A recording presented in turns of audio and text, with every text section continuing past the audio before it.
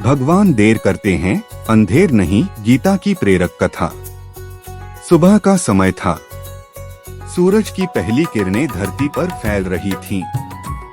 पक्षियों की मधुर चहचहाहट वातावरण को आनंदमय बना रही थी। एक छोटे से गांव में एक युवक रहता था। उसका नाम निखिल था। निखिल बहुत ही ईमानदार, मेहनती और भगवान श्री कृष्ण का भक्त था। वह रोज सुबह उठकर स्नान करता, श्री कृष्ण की मूर्ति के सामने दीपक जलाता और श्रद्धा से भगवद गीता का एक अध्याय पढ़ता। उसका एक ही विश्वास था, भगवान श्री कृष्ण जो करते हैं हमारे भले के लिए करते हैं। लेकिन जीवन हमेशा हमारी इच्छाओं के अनुसार नहीं चलता। निखिल पर लगातार दुखों का पहाड़ टूट रहा था। उसके पिता गंभीर रूप से बीमार रहने लगे। खेती में लगातार नुकसान हुआ। जिस नौकरी की उसे वर्षों से उम्मीद थी, उसमें भी उसका चयन नहीं हुआ। गांव के लोग उसका मजाक उड़ाने लगे। एक व्यक्ति ने हंसते हुए कहा, क्या मिला इतनी पूजा पाठ करके? भगवान ने तुम्हें दिया ही क्या है? दूसरा बोला, अगर भगवान होते तो तुम्हारे साथ इतना अन्याय क्यों होता? निखिल मुस्कुरा देता, लेकिन जब वह रात को अकेला होता तो उसकी आंखों से आंसू बहने लगते। एक रात उसने श्री कृष्ण की मूर्ति के सामने बैठकर कहा, हे प्रभु, मैंने कभी किसी का बुरा नहीं किया, फिर मेरे जीवन में इतनी कठिनाइयां क्यों हैं? क्या मेरी प्रार्थनाएं आप तक नहीं पहुंचती? कमरे में गहरा सन्नाटा था। उत्तर कहीं से नहीं आया। लेकिन उसके मन में अचानक भगवद गीता का एक श्लोक गूंज उठा, कर्मण्येवाधिकारस्ते मा फलेषु कदाचन। अर्थात तुम्हारा अधिकार केवल कर्म करने में है, फल देने का अधिकार मेरा है। निखिल ने आंसू पोंछे और फिर से मेहनत करने का निश्चय किया। दिन बीतते गए। कठिनाइयां कम होने की बजाय और बढ़ने लगी। एक दिन गांव में एक प्रसिद्ध संत आए। पूरा गांव उनके दर्शन करने पहुंचा। निखिल भी उनके पास गया। संत ने उसे देखते ही कहा, बेटा, तुम्हारे मन में बहुत बड़ा प्रश्न है। निखिल आश्चर्यचकित रह गया। उसने पूछा, गुरुदेव, क्या भगवान सच में हमारी सुनते हैं? अगर सुनते हैं तो फिर मेरी प्रार्थना का उत्तर क्यों नहीं मिलता? संत मुस्कुराए। उन्होंने पास रखा एक आम का बीज उठाया और बोले, इसे देखो। निखिल ने बीज हाथ में लिया। संत बोले, अगर मैं इसे आज मिट्टी में बो दूं और कल फल मांगू तो क्या मिलेगा? निखिल बोला, कुछ नहीं। संत ने पूछा, एक महीने बाद? तब भी नहीं। एक साल बाद? तब शायद पौधा बन जाए। संत मुस्कुराए। और फल? कई वर्षों बाद। संत ने कहा, यही भगवान का नियम है। हर कर्म का फल निश्चित है, लेकिन हर फल का समय भी निश्चित है। भगवान कभी अन्याय नहीं करते। वे केवल सही समय का इंतजार करते हैं। इसलिए कहा जाता है, भगवान देर करते हैं, अंधेर नहीं। निखिल ध्यान से सुन रहा था। संत आगे बोले, अगर भगवान हर प्रार्थना का उत्तर उसी क्षण दे दें, तो मनुष्य धैर्य, विश्वास और कर्म का महत्व कभी नहीं समझ पाएगा। भगवान पहले हमें मजबूत बनाते हैं, फिर हमें हमारी मंजिल देते हैं।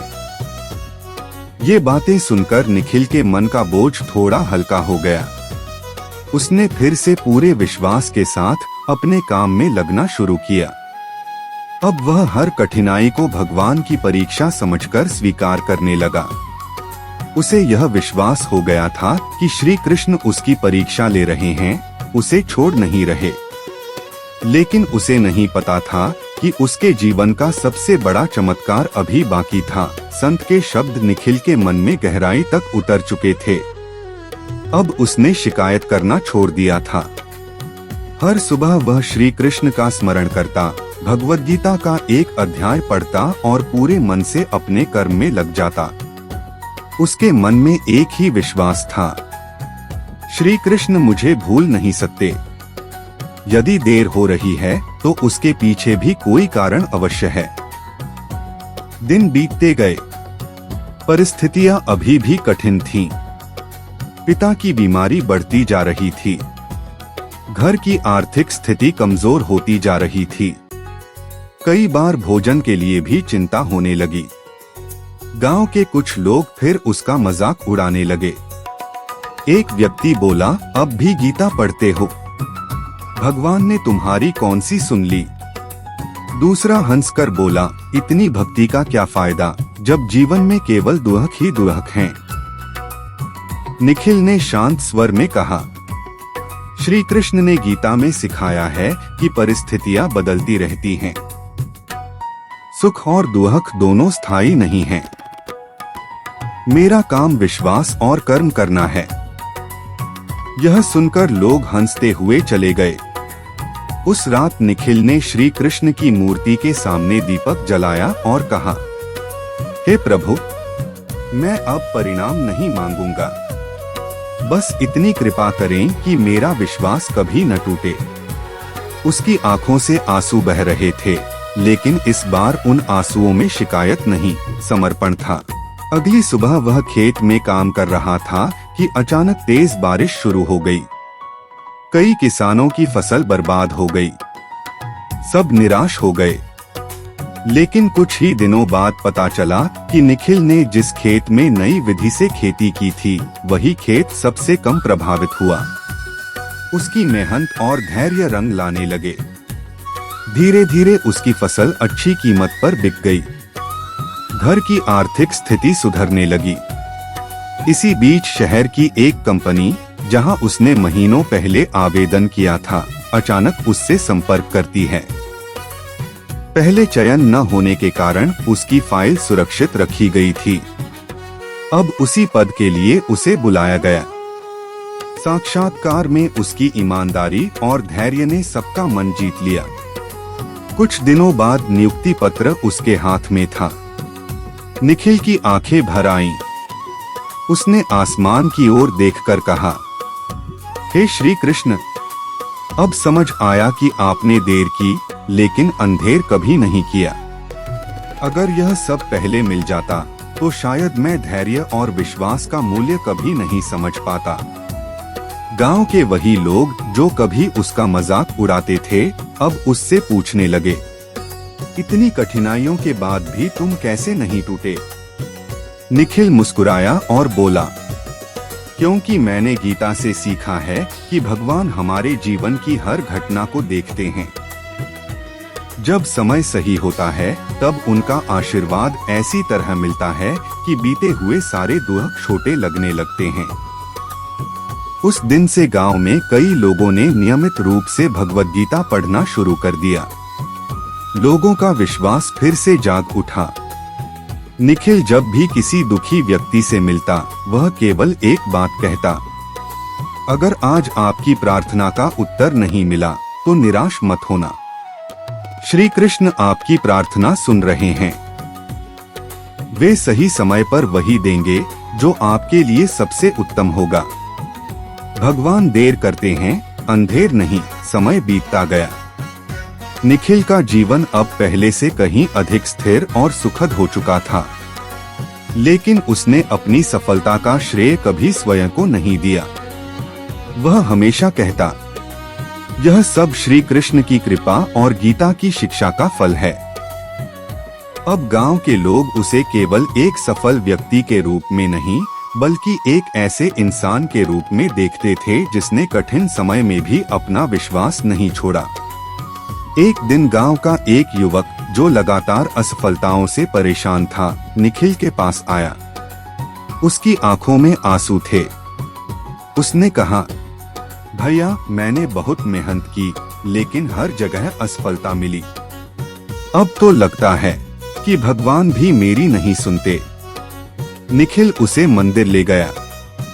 दोनों श्री कृष्ण की मूर्ति के सामने बैठ गए। दीपक की लौ शांत थी और मंदिर में गहरा सन्नाटा था। निखिल ने धीरे से कहा, क्या तुम जानते हो, मैं भी कभी यही सोचता था कि भगवान मेरी नहीं सुन रहे, लेकिन बाद में समझ आया कि वे मुझे छोड़ नहीं रहे थे, बल्कि मुझे मजबूत बना रहे थे। फिर उसने भगवद गीता का यह प्रसिद्ध श्लोक सुनाया, मात्रा स्पर्शास्तु कौन्तेय शीतोष्ण सुख दुःखदाः आगमापायनो नित्यास्तान स्थितिक्षस्व भारत। भगवद गीता 2.14 और उसका सरल अर्थ समझाया। हे अर्जुन, सुख और दुख, लाभ और हानि, ठंड और गर्मी, ये सब जीवन में आते जाते रहते हैं। इसलिए धैर्य रखो और अपने कर्तव्य से पीछे मत हटो। युवक ध्यान से सुनता रहा। निखिल ने आगे कहा, भगवान हमें कभी दंड देने के लिए प्रतीक्षा नहीं कराते। कई बार वे इसलिए प्रतीक्षा कराते हैं ताकि जब आशीर्वाद मिले तो हम उसे संभालने योग्य बन चुके हों। उस दिन युवक के मन में नई आशा जाग उठी। धीरे धीरे यह बात पूरे गांव में फैल गई कि निखिल हर दुखी व्यक्ति को गीता की शिक्षा देकर हिम्मत देता है। दूर दूर से लोग उससे मिलने आने लगे। एक दिन वही संत फिर से गांव आए, जिन्होंने वर्षों पहले निखिल को धैर्य का पाठ पढ़ाया था। उन्होंने निखिल को देखकर प्रसन्न होकर कहा, बेटा, अब तुम समझ गए हो कि भगवान देर क्यों करते हैं?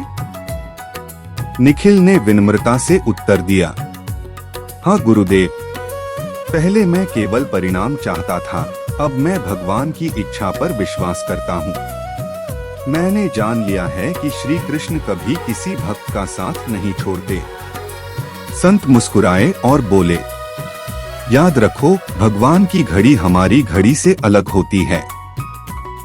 हम समय देखते हैं, लेकिन भगवान भविष्य देखते हैं। इसलिए जब वे देते हैं तो सही समय पर देते हैं।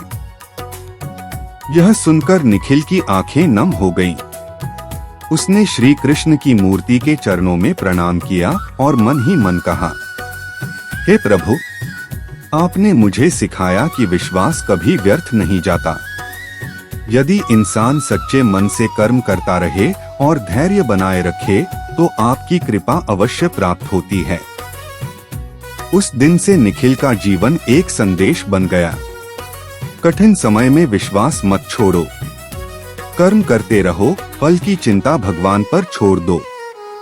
हर परीक्षा के पीछे एक बड़ा उद्देश्य छिपा होता है। श्री कृष्ण अपने भक्तों को कभी अकेला नहीं छोड़ते।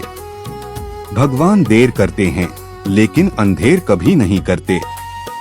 समापन संदेश, यदि आज आपके जीवन में कठिनाइयां हैं, यदि आपकी प्रार्थनाओं का उत्तर अभी तक नहीं मिला है, तो निराश मत होइए।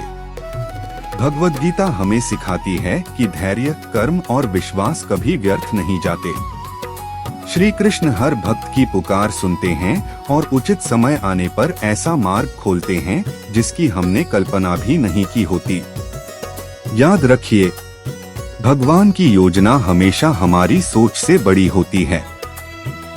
इसलिए विश्वास बनाए रखें, कर्म करते रहें और श्री कृष्ण का नाम कभी न छोड़े।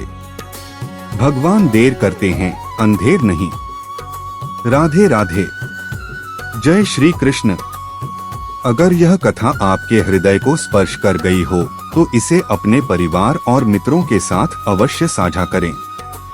ऐसे ही श्री कृष्ण और भगवद गीता की प्रेरणादायक कथाएं सुनने के लिए चैनल को सब्सक्राइब करें, वीडियो को लाइक करें और अपनी राय कमेंट में जरूर लिखें।